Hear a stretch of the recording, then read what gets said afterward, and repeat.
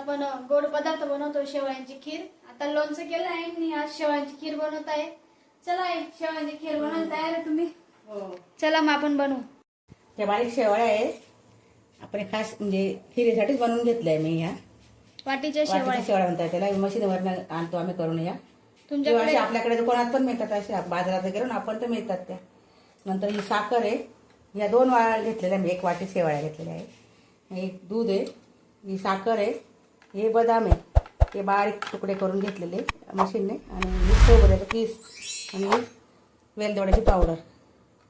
आता आपण पहिले तूप टाकू कढईत. अगोदर तूप टाकायचं का?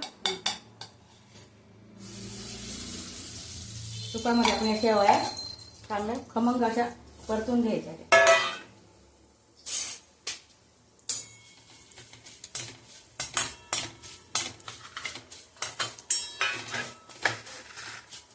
जसं लाल होऊ नाही द्यायचं नाही, जसं लाल नाही होऊ द्यायच्या त्या, थोडंसंच फक्त गरम करायचं. थोड्याशा अशा त्यांना असं गरम बसू द्या. गरम अशा थोड्या जास्त म्हणजे कच्च्या वाटतात ना, त्याच्यामुळे थोड्याशा भाजून घ्यायच्या त्या तुपामध्ये. तुम्हाला आवडतं काय गोड? हो आवडत, एवढं नाही आवडत, पण आज आमच्या सुनबाईला जास्त आवडतं गोड. किती झालं काय? हो झालं. एक मिनिट.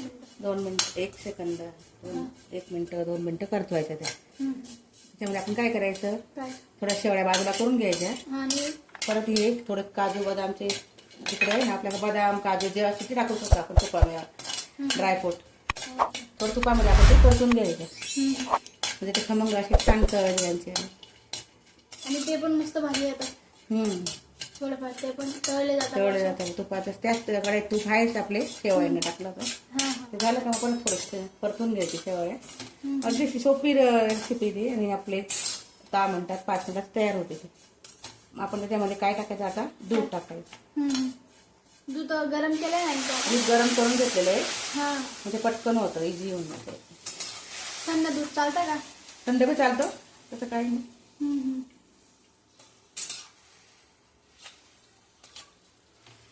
बघा वा, किती भारी. बरं कसं वास इतका सुंदर येतोय त्याचा. गावरानी तूप आहे ना, मस्त छान. आपलं शुद्ध तूप घ्यायचं गाईचं, किंवा आपलं जे असेल बनवलं घरी. आता आपण साखर टाकतो, पण तुम्ही आता कशी करता? आपण साखर टाकतो आपण असं कच्ची वरून. हा हा. आपण हे आता हे साखर वितळून टाकू आपण, आणि ती तशी टाकू कॅरेमल करून. कॅरमल. मी खूप बनवलं, ट्राय केलं, पण माझं जमतच नाही तुमच्यासारखं. का बरं? कॅरमल टाकलेली बघून बघून शिकून घ्यायचं, सासूबाई करतात तसं. आता ही साखर आपण टाकायची त्याच्यामध्ये, तूप टाकायचं आणि साखर त्याच्यामध्ये टाकून द्यायची. पण जास्त 1 वाटी साखर आहे. तुम्हाला जर जसं गोड चांगलं असेल तर गोड करा, थोडं साखर टाकू शकता तुम्ही. अजून बारीक याच्यावर होऊ द्यायचं ते थोडंसं, बारीक गॅस जास्त कमी लो याच्यावर. असं बारीक, थोडं जास्त जास्त बी नाही, जास्त बारीक बी नाही. आणि जास्त लाल पण होऊ द्यायची ना, मग ते जळून आता थोडं कमी ब्राऊन होत आलं का लगेच बंद करायचं. तूप टाकताय का? थोडंसं तूप टाकते अजून, पटकन होतं. पाणी चालतंय का टाकलेलं? हा पाणी टाकलं तरी चालेल, ते होऊन जातं पाण्यात पण ते.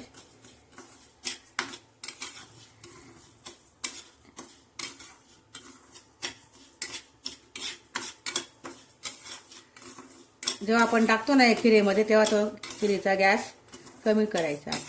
ते तर बंद करून द्यायचं. बंद करून नाही, द्यायचं. बारीक आहे, बारीक चालू आहे. 2 मिनिटं वाटलं बंद करून द्यायचं.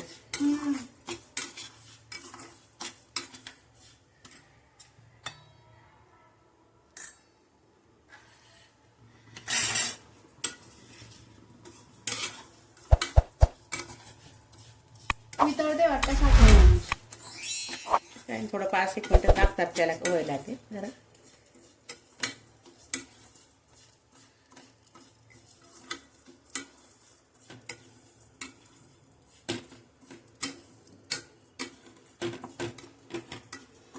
तुम्हाला माशीच खीर आवडते का? कॅरमेल केलेली कॅरमेल काय आवडते मला, एवढी नाही आवडत खीर.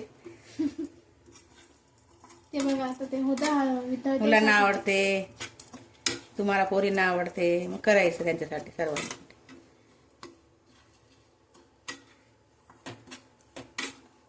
ते बघा थोडासा कलर येतोय आता त्याला.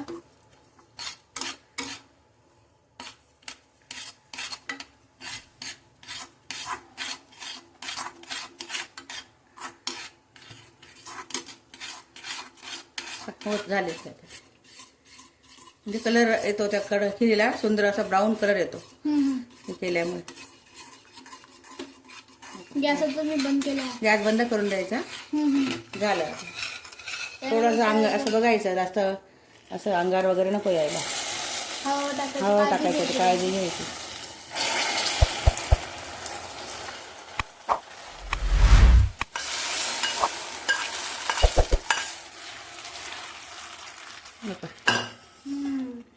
आता हे वितळून जाईल. परत गॅस सुरू करायचा.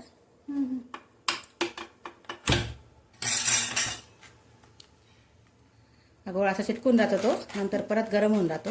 गरम होऊन झाला तो वितळून जातो पुन्हा तो. साखरचा गोळा. आपण त्यात खोबरं टाकायचं आता आपल्याला. खोबऱ्याचा किस टाकायचा. नंतर ही पावडर, वेलदोडी पावडर, वेलची पूड टाकायची. सुंदर असा खमंग वास येतो तिचा आला. आपण हा गोळा असा टाकून द्यायचा त्याच्यामध्ये. चमच्याने काढून घ्यायचा, वाटलंच नाही निघाला तर. चमच्याने फिरवायचं. स्टोरेज फुल झालं का केलं सुरू.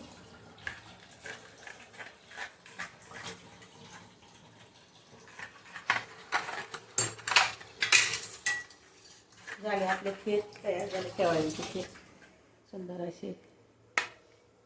सुगंध पण भारी येतो. बस आता दूध वगैरे टाकायचं. परत दूध टाकले गेले आपल्याला वाटलं तर टाकू शकतो आपण. आता भरपूर आहे. आता व्यवस्थित झाली तयार होते आता. आपण अशी साधी पण खाऊ शकतो किंवा पुरी वगैरे खाऊ शकतो. चला मित्रांनो, आता आपली खीर रेडी आहे. फक्त खाण्याची वेळ अजून आलेली नाहीये.